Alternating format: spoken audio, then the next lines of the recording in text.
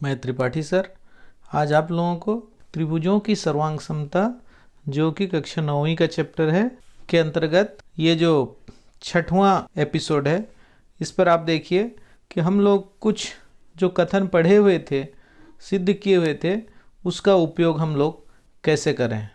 जैसे कि यहाँ पर एक प्रश्न है, देखिए यहाँ पर एक प्रश्न लिया गया है जिसमें यह लिखा हुआ है, देखिए चित्रानुसार एक्स ए समानांतर है, वाई बी समानांतर है, जेड सी। सिद्ध कीजिए कि क्षेत्रफल त्रिभुज एक्स बी जेड बराबर क्षेत्रफल त्रिभुज ए वाई सी। मैं इस चित्र को आपको अलग से बना के बताऊंगा जिससे आप लोगों को थोड़ा सा सरल लगेगा, ठीक है। तो यहाँ पर देखते जाइए आप, यहाँ पर हम लोग ले लेते हैं इसको, देखिए एक्स ए वाई बी और जेड सी, इसके समानांतर एक दूसरी लाइन ले लेंगे वाई बी और जेड सी। ये तीनों लाइन समानांतर हैं, इसको नामिनेट कर लेते हैं। देखिए यहाँ पर ए हो गया और ये एक्स हो गया, ये पॉइंट सी हो गई, ये पॉइंट जेड हो गई और ये पॉइंट हो जाएगा अब बी और ये पॉइंट हो जाएगा वाई, यानी कि एक्स वाई जेड इधर और ए बी सी इधर।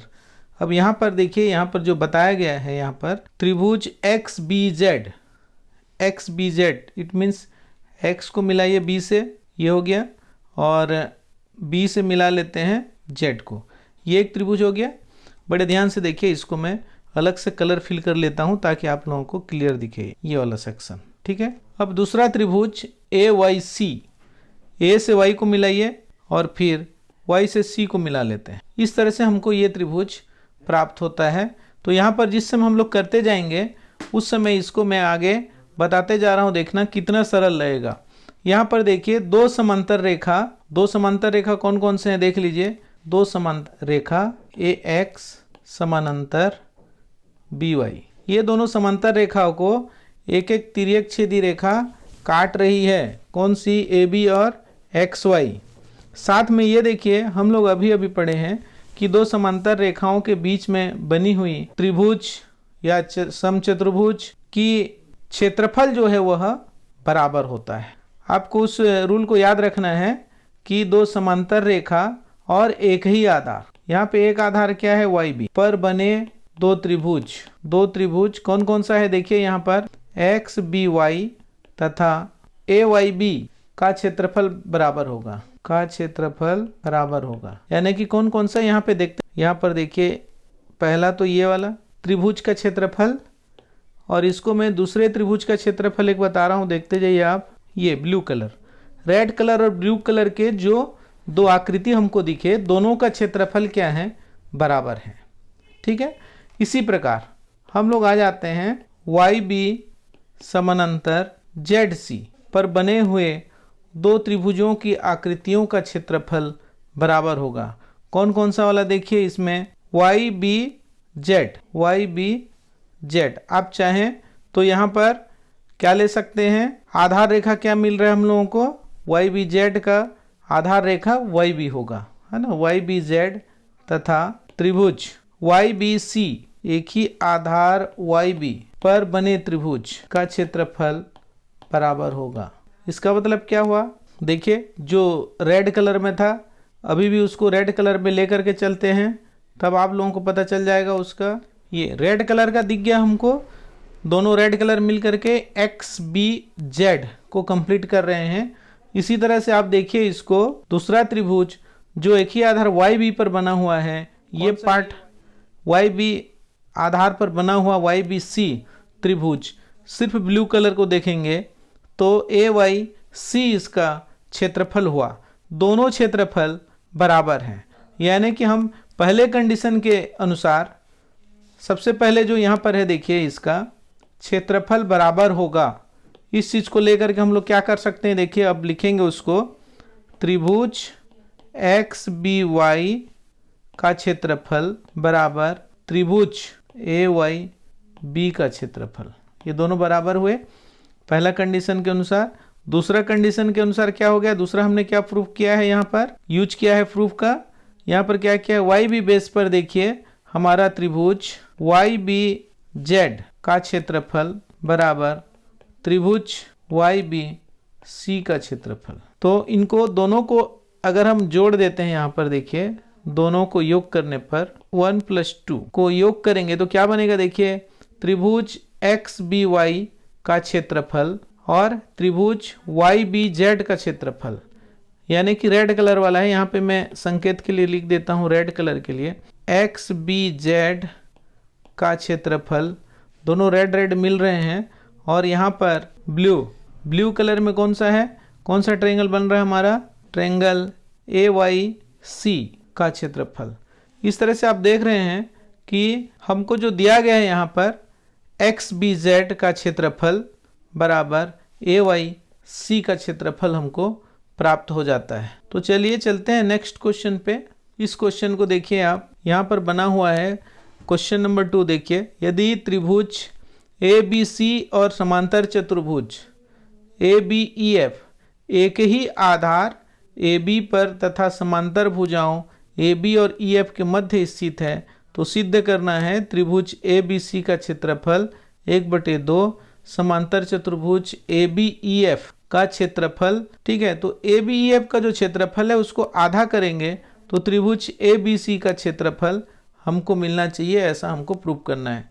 तो इसके लिए देखिए जो प्रश्न दिया हुआ है वहीं से चलते हैं, त्रिभुज ABC एक बना लेते हैं। देखिए, ठीक है, तो त्रिभुज ABC बनाने के लिए हम लोग उपयोग करते हैं त्रिभुज ABC, दो समांतर रेखाओं ABEF एक ही आधार AB पर, ठीक है, ABEF समांतर चतुर्भुज। तो पहले समांतर चतुर्भुज बना लेते हैं। यहाँ पर देखिए ये हो गया AB, दूसरा ले लेते हैं EF, ये हमारा समांतर चतुर्भुज ABEF है। अब इसमें एक त्रिभुज ABC बना हुआ है जिसका आधार AB ही है। तो देखिए इस पर, इसी आधार पर हम लोग एक त्रिभुज बना लेते हैं यहाँ पर। इस तरह से ये ABC एक त्रिभुज हमको प्राप्त होता है।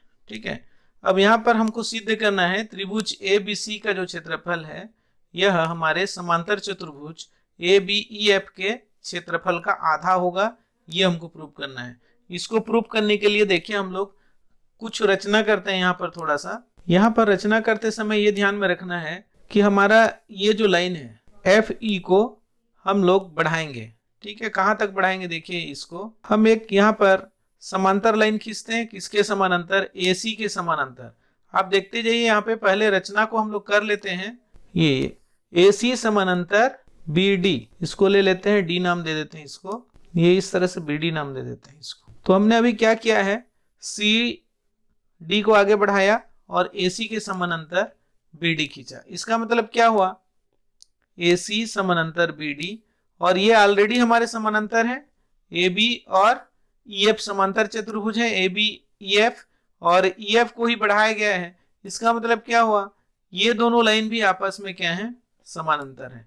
इस तरह से हमने जो नया निर्माण किया ABDC समांतर चतुर्भुज है। ठीक है, और हम ये जानते हैं कि समांतर चतुर्भुज के गुण है, उसका उपयोग हम लोगों को करना है कि समांतर चतुर्भुज के जो विकर्ण होता है वह उसको दो समान भागों में बांटता है। जैसे कि मैं यहाँ पे और एक फिगर बना के आप लोगों के दिमाग में ये डालने की कोशिश करता हूँ। जैसे यहाँ पे पूरा बना हुआ है, यहाँ पे खाली समांतर चतुर्भुज बना हुआ है, तो ये जो क्षेत्रफल होगा और ये क्षेत्रफल होगा दोनों बराबर होंगे। अर्थात हम लोग ये जान लेते हैं कि समांतर चतुर्भुज ABDC का क्षेत्रफल, चतुर्भुज ABDC का क्षेत्रफल बराबर त्रिभुज ABC का क्षेत्रफल धन त्रिभुज BDC का क्षेत्रफल। ठीक है, इस तरह से देख रहे हैं आप कि दोनों त्रिभुज का क्षेत्रफल यहाँ पर योग हो जाएगा। और जब हम यहाँ पे देख रहे हैं कि दोनों त्रिभुज का क्षेत्रफल बराबर है, ऐसा हम सिद्ध कर चुके हैं यहाँ पर, यानी कि उसके नियमों का पालन करके हम लोग उसका वर्णन कर चुके हैं। तो यहाँ पर जो त्रिभुज का क्षेत्रफल होगा यह दुगुना हो जाएगा। देखिए, त्रिभुज ABC का क्षेत्रफल बराबर BDC का क्षेत्रफल। यहाँ पर देखिए, यानी कि इस पार्ट का क्षेत्रफल और इस पार्ट का क्षेत्रफल दोनों क्या हो जाएंगे, बराबर हो जाएंगे। इस तरह से हम लिख सकते हैं इसको, त्रिभुज ABC का क्षेत्रफल डबल हो गया। अब यहाँ पर एक कथन और याद रखे हैं हम लोगों को। देखिए, दो समांतर रेखा, यानी कि मैं यहाँ पे सीधा एक लाइन का वर्णन कर देता हूं। यहाँ पर चतुर्भुज ABEF का क्षेत्रफल बराबर चतुर्भुज ABDC का क्षेत्रफल। ऐसा क्यों? इसका कारण हमको लिखना पड़ेगा। कारण क्या है? समांतर रेखा AB समानांतर FD के बीच बने चतुर्भुज हैं, बने समांतर चतुर्भुज। इस तरह से आप देख रहे हैं कि हमारा जो चतुर्भुज है दोनों का बराबर हो गया, यानी कि अब हम ABEF का क्षेत्रफल बराबर ABDC का जो क्षेत्रफल लिखे हैं इसको रिप्लेस कर सकते हैं इसके ऊपर वाले समीकरण से। इसको समीकरण नंबर 1 दे देते हैं और इसको समीकरण नंबर 2 दे देते हैं। तो समीकरण 2 से 1 पर प्रतिस्थापन करने पर चतुर्भुज ABCD के जगह पे हम लोग क्या लिख सकते हैं?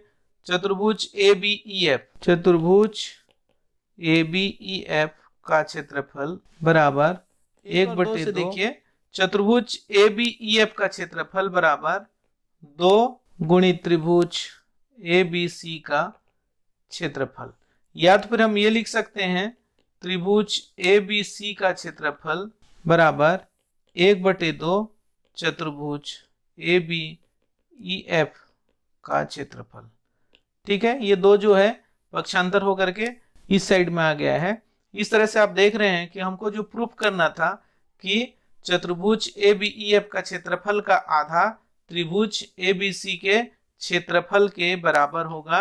ये जो कथन था हमारे पास, हमने इसको सिद्ध कर लिया। देखिए समझना बहुत जरूरी है। आप अपनी भाषा में लिख सकते हैं, यहाँ वहाँ लिख करके आपको जो मैं समझाता हूँ या बनाते समय जो समझाते रहता हूँ उस चीज को अगर आप ध्यान से देखेंगे तो अपनी भाषा में अपनी समझ के अनुसार लिखेंगे तो भी इसके किसी प्रकार की मार्किंग में कमी नहीं होती है। इस तरह से आप मेरे चैनल में अगर बने रहना चाहते हैं या ऐसे ही देख करके लाभ उठाना चाहते हैं तो आप मेरे चैनल को सब्सक्राइब कर लीजिए और बेल आइकन को दबा दीजिए, जिससे आपको हमेशा नया नया अपडेट मिलता रहेगा।